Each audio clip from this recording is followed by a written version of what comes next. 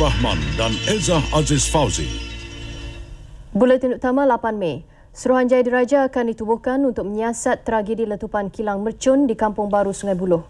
300,000 kilogram lagi bahan letupan disahkan masih tersimpan di bawah tapak kilang itu.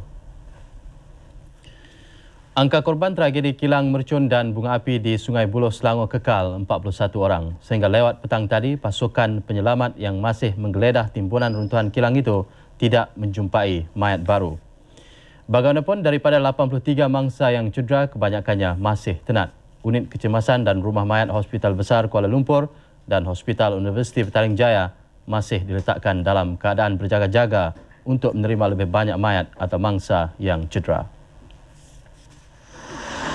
Pasukan penyelamat yang terdiri daripada 180 anggota dari Jabatan Bomba, Dewan Bandaraya Kuala Lumpur DBKL, Senjan Ambulan, Persatuan Bulan Sabit Merah dan Jabatan Pertahanan Awam memulakan operasi itu pada pukul 8 pagi tadi. Sehingga pukul 12 tengah hari tidak ada mayat baru dijumpai. Bagaimanapun, beberapa anggota badan yang berkecai ditemui berselerak di sekitar kawasan tapak kilang ini.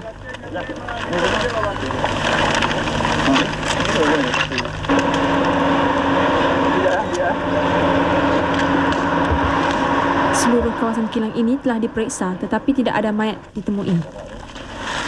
Kira-kira 100 orang dipercayai mati terperangkap di kilang ini. Pasukan penyelamat masih berusaha memunggah runtuhan untuk mencari mayat yang dipercayai tertimbus di dalamnya.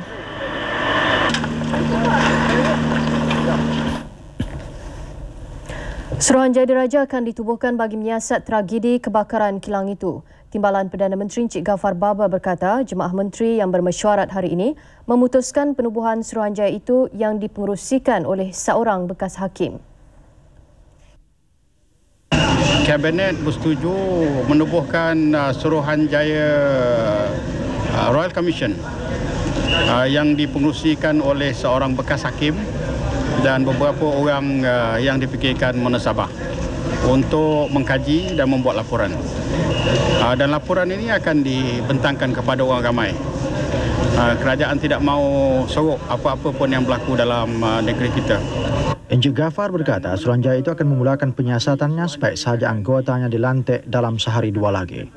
Sementara itu, jemaah menteri juga memutuskan untuk memberi bantuan segera kepada mangsa tragedi itu. Bantuan seperti pakaian, tempat tinggal dan makanan akan dikendalikan oleh Kementerian Perpaduan Negara dan Pembangunan Sosial. Encik Ghaffar berkata kerajaan juga akan membantu mencarikan pekerjaan kepada anggota keluarga atau waris yang terkorban.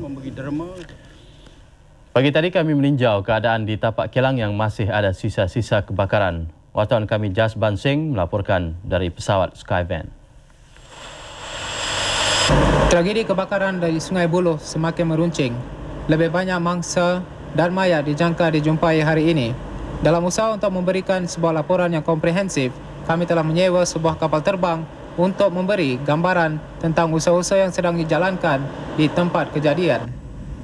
Kami akan cuba memberikan laporan mengenai perkembangan terbaru di kawasan berkenaan. Pesawat kami berlepas daripada lapangan terbang antarabangsa Kuala Lumpur Subang tepat pukul 11 pagi tadi. Setelah 10 minit penerbangan, kami mengesan tempat kebakaran.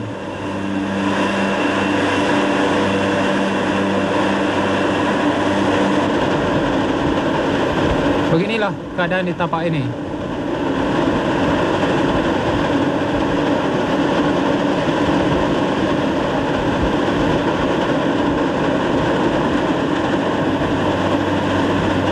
Seperti padang jarak, padang terkukuh.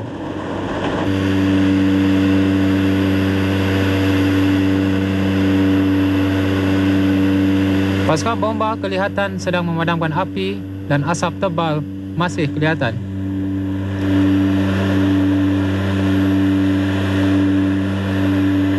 Orang ramai kelihatan berkumpul di tempat kejadian untuk menanti perkembangan terbaru tragedi dahsyat ini. Dari pesawat ini, tapak ini lebih mirip sebuah kawasan yang telah dibedil. Kilang-kilang di sini kini hanya tinggal sebagai runtuhan dan himpunan. Apa yang membimbangkan ialah masih ada banyak mangsa yang terperangkap di bawah himpunan dan runtuhan ini. Kami mengelilingi kawasan ini daripada sudut yang lain. Dan seperti yang boleh dilihat, kawasan ini amat berdekatan dengan kawasan perumahan. Tidak jauh daripada tempat ini adalah tapak rumah-rumah, rumah pangsa dan rumah kedai serta perkampungan yang didiami. Keadaan ini menggerikan. Lebih-lebih lagi apabila dilaporkan ada lebih 300,000 kilogram bahan letupan yang masih tertanam di tapak kilang ini. Walau bagaimanapun, saya difahamkan polis telah mengambil langkah untuk memindahkan penduduk terbabit. Sepanjang jalan menuju ke Sungai Buloh masih sesak dengan lalu lintas. Keadaan ini telah berlarutan daripada semalam apabila kebakaran ini berlaku.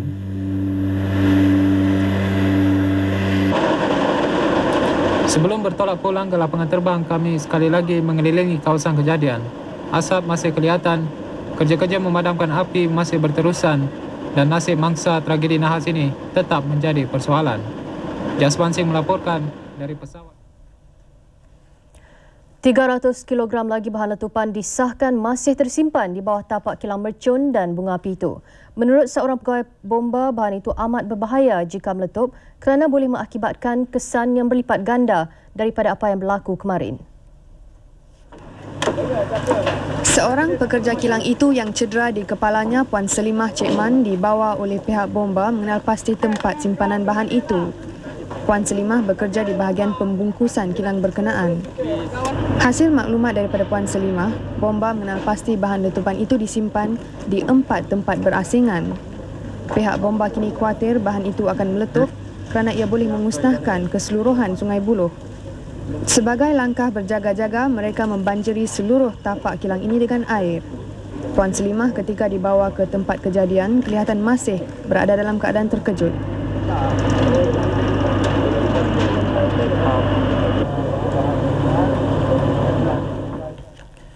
Sementara itu, di Hospital Universiti Petaling Jaya sehingga tengah hari tadi menerima 8 mangsa kebakaran itu dan 1 mayat. Jumlah itu dijangka meningkat apabila usaha-usaha mencari dipergiatkan. Wartawan kami Zaki Anas melaporkan dari Universiti Hospital. Sehingga kini belum ada lagi mangsa terbaru yang tiba di sini. Menurut laporan doktor, 8 orang mangsa yang tiba semalam berada dalam keadaan stabil. Beberapa mangsa yang ditemui di sini turut memberikan gambaran yang mengerikan ketika nahas itu berlaku. Sebenarnya akak memang tahu toke tu memang sentiasa test lah kan. Dia test okey ke tak okey kan. Kita orang, saya leader duduk belakang lah, kira nampak jugalah. Tiba-tiba kan saya tengah cek lah barang. Tiba-tiba satu letupan lah. Saya nampak api. Dekat situlah tentang dia test tu. Nampak kawan saya bangun lah nak pergi tengok kan. Saya tak ada pergi tengok sebab saya tahu bahaya, saya lari lah. Saya nak ke depan tak boleh sebab benda tu dekat depan. Saya lari ke belakang. Ke belakang tu yang saya tak sempat lari lagi dah. Sebab saya terlambung. Masa meletup, lambung? Lambung masuk longkang. Dekat dalam kilang tu ada longkang? Ada, memang longkang besar. Untuk kemudahan biar jangan banjir lah kan. Jadi pintu keselamatan macam mana? Berpagar tu sebab ada juga tapi kunci. Saya dah tak boleh nak buat apa. Pintu semua ada berapa pintu? 4. Tapi kunci? Yelah, depan je letak kunci kan. Jadi masa lepas tu saya rasa badan saya memang kena impak di batu-batu lah. Saya rasa saya jatuh bawah sangat. Sebab kena impak kan. Saya sedar. Saya mengucap je. Masa impak tu memang dalam longkang tu? Dalam longkang lah. Lepas tu berapa lama rasa dekat dalam longkang tu baru ada keselamatan datang? Lama. Lebih kurang dekat 2 jam. 2 jam dalam longkang? Saya tak lemas lah sebab ada lubang-lubang kan. Saya tolak lah batu-batu tu. Memang sedar lah masa tu? Sedar. Saya minta tolong dekat bomba lah. Tiba-tiba saya rasa macam ada air paip bomba kan. Tu yang saya terus tolong. Dia nampaklah saya. Terus dia angkat. Saya bekerja di kilang pelaput Hapsing. Dan tiba-tiba itu kilang mercun meletup. Sebelah. Dan saya lari. Itu batu terbang kena saya punya kaki. Sementara itu, seorang mangsa lain yang ditemui di Balai Polis Sungai Buloh memberitahu sistem keselamatan di kilang itu langsung tidak mengikut peraturan. Memang tak pernah buka pintu belakang dia, depan aja dia buka. Jadi masa tu semua tergesa-gesa lah. Tergesa-gesa lah keluar pintu tu satu kan. Semua orang bertumpuk daripada pintu satu je lah. Sehingga tengah hari tadi, 37 mangsa yang tercedera dan terbunuh dalam kebakaran itu dibawa ke Hospital Besar Kuala Lumpur. 16 daripadanya dirawat di unit kecemasan dan 19 mayat ditempatkan di rumah mayat. 2 daripada mangsa kebakaran yang cedera ringan pulang ke rumah mereka. Setakat 12 tengah hari ini terdapat 19 mayat yang berada di Hospital Besar Kuala Lumpur. Namun begitu, lebih banyak mayat lagi dijangka akan sampai dalam masa 1-2 jam nanti. Suasana sayu dan pilu menyelubungi Hospital Besar Kuala Lumpur dengan kaum keluarga yang menunggu dari malam tadi hingga pagi tadi. Bagi Puan Syaharum binti Megat dari Kelang, Selangor, dia mendengar berita kebakaran itu dari TV3 malam tadi. 3 anak saudaranya bekerja di kilang mercun itu. Seorang terselamat, manakala 2 lagi belum dikenal pasti. Waktu berita di pagi tadi, ada 40 orang masuk di bilik mayat. Itu kami nak tengok. Yang anak saudara saya nombor 1 tu, dia ada gigi emas. Bagi Syahrizal Ayub, selain kehilangan ibu tersayang, emak saudaranya juga turut menjadi mangsa. Menurut Syahrizal, ibunya bekerja di kilang itu lebih 8 tahun. Mayat ibunya telah dikenal pasti. Bukan saya yang pergi cam arwah mak ni, sebab bapa saya yang semalam pergi cam melalui cincin ni yang dihadiahkan kepada mak semasa dia bertugas di Sarawak. Wiran Tanan dari Paya Jaras menunggu di Hospital Besar dari pukul 8 malam tadi untuk mengetahui keadaan adiknya. Sekarang datang juga, tapi ikut dia kerja dia punya kawan-kawan. Dia orang suruh admit di hospital. Saya tanya sama dia cakap saya pun tak nampak dia punya adik. Sementara itu, 20 mangsa yang tercedera dalam kebakaran itu dibawa ke Hospital Besar Kuala Lumpur sejak petang kemarin. 16 daripadanya masih dirawat di unit kecemasan. Keadaan mereka dilaporkan tenat. Bagaimanapun, 2 mangsa kebakaran yang cedera ringan dibenarkan pulang pagi tadi. Untuk mengetahui perkembangan seterusnya, kita ikuti laporan wartawan kami Razlin Zainal dari Hospital Besar Kuala Lumpur. Razlin. Okay, terima kasih Studio A. Setakat ini kami masih belum mendapat perkembangan terbaru selain daripada laporan Aznil Haji Nawawi dalam The 7 O'Clock News. Jadi sekali lagi bersama kami ialah pengarah HBKL Datuk Dr. Megat Burhanuddin. Terima kasih Datuk kerana dapat bersama Buletin Utama. Jadi bolehkah Datuk terangkan berapa banyak mayat yang telah tiba setakat ini dan keadaan di sini Datuk? Mayat yang telah kita terima adalah 19 mayat yang boleh dikenal pasti dan 2 mayat adalah di dalam plastik mengandungi tulang-tulang atau rangka. Jadi daripada 16 mayat telah dikenal pasti oleh saudara mara dan kita telah menyerahkan mayatnya selepas dilakukan bedah siasat dan boleh dikatakan 14 mayat sudah dikeluarkan daripada mayat selepas dibedah siasat oleh pakar-pakar forensik di hospital besar ini. Jadi adakah ke-14 mayat ni boleh dikenal pasti Datuk tadi?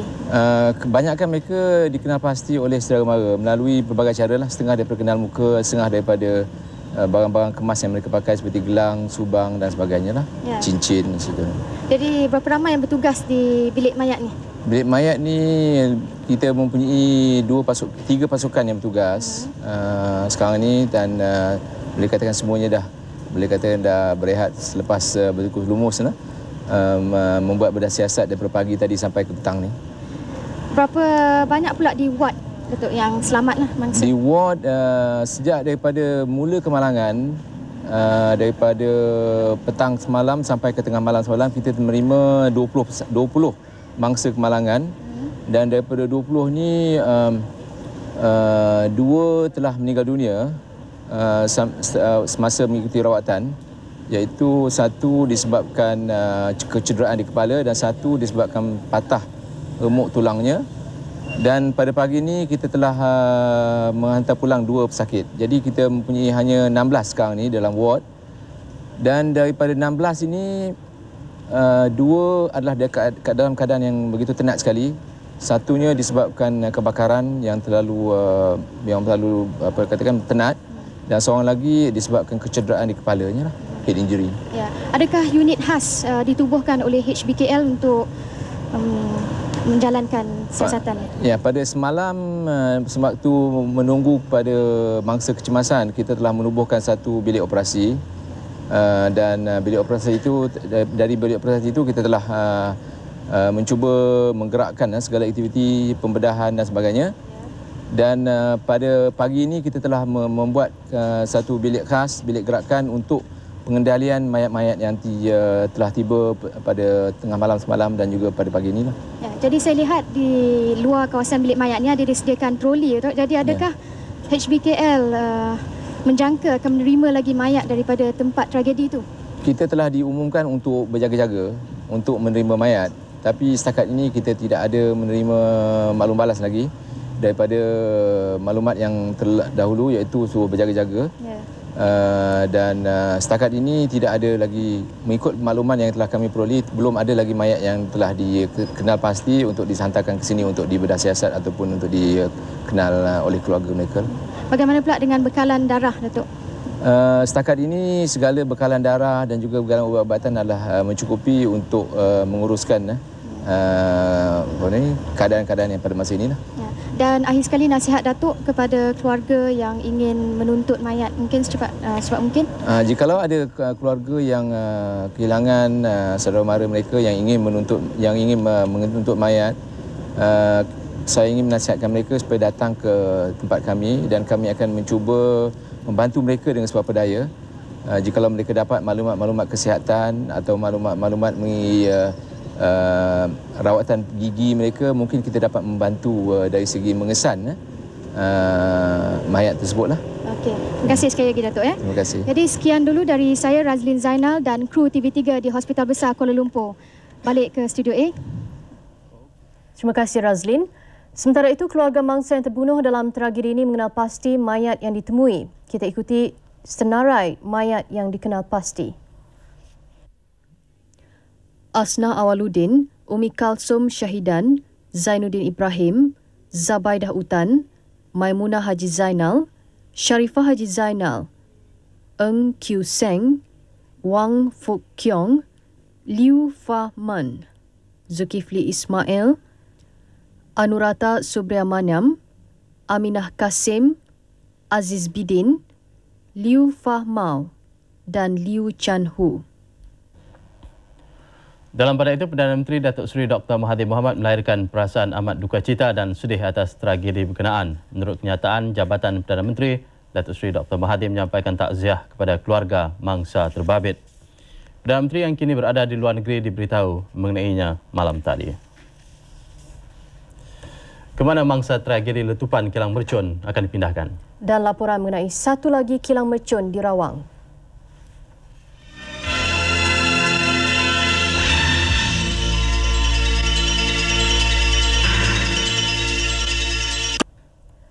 Laporan baru yang kami terima. Sepasukan unit pemusnah bom Polis Diraja Malaysia dan Angkatan Tentera Malaysia tiba di tempat kejadian pukul 4.50 petang. Unit ini dihantar ke sini bagi menganalisa keadaan tempat simpanan bahan letupan yang dianggarkan 300,000 tan berada di bilik simpanan bawah tanah.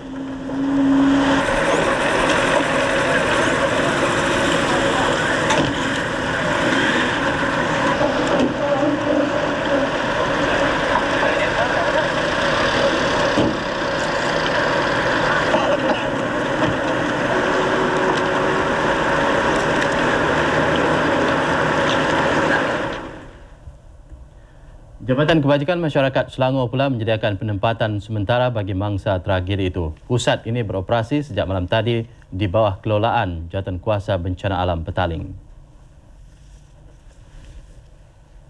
Penempatan sementara di Balai Raya ini menyediakan bantuan makanan dan keperluan harian kepada mangsa yang rumah mereka rosak akibat bencana itu. Sehingga 1.30 tengah hari tadi kita mempunyai 100 keluarga yang telah mendaftar di pusat inilah, dan termasuk mereka-mereka yang memerlukan tempat tinggal yang kita akan tempatkan di Balai Raya Sungai Buloh ni. Sementara itu, penduduk di kawasan perumahan berhampiran tempat kejadian mula kembali ke rumah masing-masing setelah diarah meninggalkan rumah mereka semalam.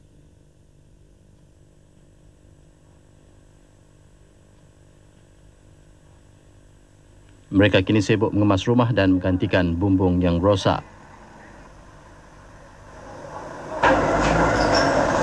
Penduduk yang rumah mereka rosak teruk kini berkemas untuk berpindah. Kerosakan ni saya itu mungkin kita akan baiki dululah, tengok keadaan macam mana kan. Pertama genting tu kita akan bela dulu, takut ke hujan kan masuk. Kemudian tu kita akan buat yang lain tu ikut prosedur lah. Saya sekarang ni tengah berkemas, memandangkan keadaan rumah ni yang tidak selesa akibat letupan kilang mercun ni. Jadi saya terpaksa berkemaslah, mencari tempat kediaman yang lebih selesa lah. Kawasan. Dalam perkembangan yang sama, sebuah kilang mercun di Rawang, Selangor menghentikan operasi mulai hari ini akibat tragedi letupan di kilang Sungai Buloh semalam. Tragedi semalam juga menimbulkan kesangsian mengenai keselamatan di kilang mercun lain. Apabila tiba di kilang makan maju fireworks di Rawang ini, pintunya tertutup dan bangunan ini dikawal rapi oleh pengawal keselamatan. Menurut seorang daripada mereka, Tuan Puna Kilang ini mengarahkan supaya jangan membenarkan sesiapa masuk ke dalam kawasan kilang. Arahan ini menimbulkan tanda tanya kerana ia dikeluarkan selepas berlakunya tragedi di Sungai Buloh semalam, seperti pemiliknya kurang yakin dengan keadaan keselamatan di sini. Kami menemui beberapa pekerja kilang ini yang tinggal di kawasan sekitar. Ini hari pagi dia orang cakap supervisor semua cakap meletupkan. Nanti buka kalau dia orang boleh cakapnya. Itu juga cakap lagi apa-apa tak cakapnya. Dia cakap apa? Belum mau buka dia cakap. Boleh buka jam boleh cakap dia orang. Itu juga cakap lagi apa-apa tak cakap. Apa-apa dia tak tahu dia. Saya tanya tanya dia kasih bikin tu bas mah kasih pindah lain tempat, bikin buka lain tempat kerja. Lain tempat macam mana tu? Mak minta dia macam mana? Minta itu kilang bagi lain kerja lah. Bikin sarung banyak. Puan Farida Harun pula mendakwa pernah bertugas di Bright Sparklers di Sungai Buloh dari 1983 hingga 1985. Saya pun bekas bekerja di sana dulu selama 2 tahun. Jadi tak heranlah kalau berlaku kejadian seperti ini. Sebab saya pernah mengalami pegawai-pegawai di situ tidak mengutamakan ciri-ciri keselamatan bagi pekerja-pekerjanya lah. Jadi saya harap langkah untuk untuk mengharamkan pembuatan mercun dan menutup sekaligus kilang mercun. Seorang pekerja yang lain berpendapat disiplin yang longgar mungkin antara sebab berlakunya tragedi kebakaran di Sungai Buloh. Contohnya, pekerja di kilang Sungai Buloh dibenarkan memakai selipar ketika bertugas. Kalau pasut mesti kesut getah. Sebab kalau kita belerang di bawah, kalau kita geser gitu dia boleh meletup. Kalau getah tidak.